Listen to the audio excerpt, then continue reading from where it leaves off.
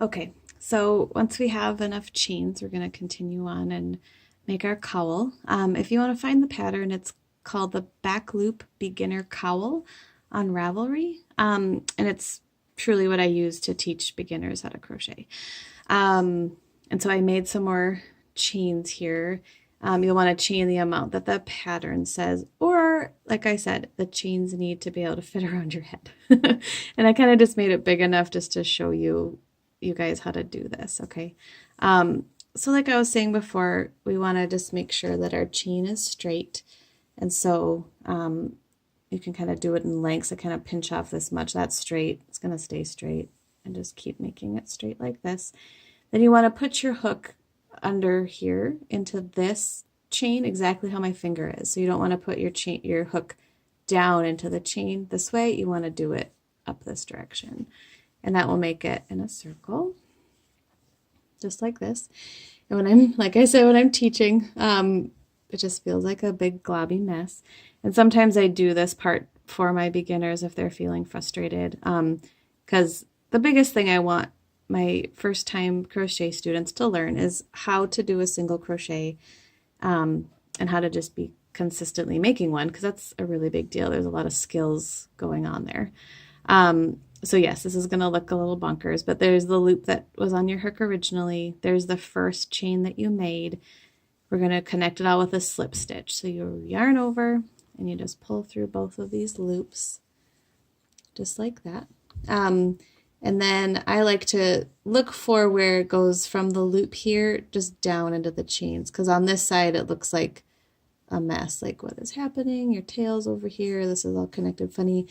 It just kind of naturally goes this direction if you can find that.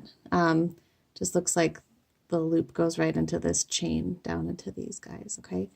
You don't work in this first chain. If you do that, it'll just undo itself. You can't put your hook in there. So we skip to the next one here, okay? And to make a single crochet, you put your hook into the chain, into that loop we were talking about when we were counting, right? Put your hook into the loop, yarn over.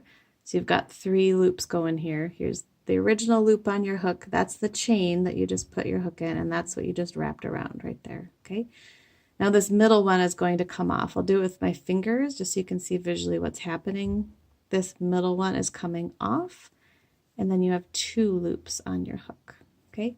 Then you wrap around one more time, and you're going to pull through both loops on your hook. And then here's where we just went, and kind of see all those loops going on right there. And there's your next one. What I love about bulky yarn and a big hook is that you can kind of see what's going on. It's not like little yarn and little hook and everything's all close together. You can really see this is the stitch we just made, and then my next loop is right here. You can kind of see the space in between there. So here's the next one. You just put your hook into the chain, wrap around, then your middle one comes off. If you're going to use your fingers just to pull it, wrap again, and then through both. You can also just pull these off with your fingers if you want to. Sometimes my first time crocheters, it's visually easier if I'm showing how to do it with my fingers, because I can show a big class, look at, I'm pulling this off, instead of if I'm doing this, you can't really see it, right? I'm just like pulling through these loops and like, what did you just do? So I like to show first just how to see what's happening with each stitch and each loop. We're pulling things off with our fingers, and eventually you get the hang of switching to your hook. If I notice a student isn't switching, I'll kind of encourage them to use their hook as an extension of their body to pull the loops through, because that's an important transition. But at first, I don't fiddle with how to hold hook and yarn, how to pull the loops through. You're just trying to get the mechanics of the stitch down and understand it. And people learn in different ways, so that's really important. And then this yarn likes to get all tangled up too. It spins back on itself.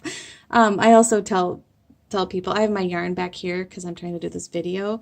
You normally want your yarn on this side of your work, so I would normally put it here, because if you put it where I'm holding it. Sometimes your yarn gets to the wrong side and it's sitting here, and then you're like, oh, I need to grab this, and it loops around your chain. So you just really want it to be on this side of you, but for the sake of this video, I'm just holding it on this side.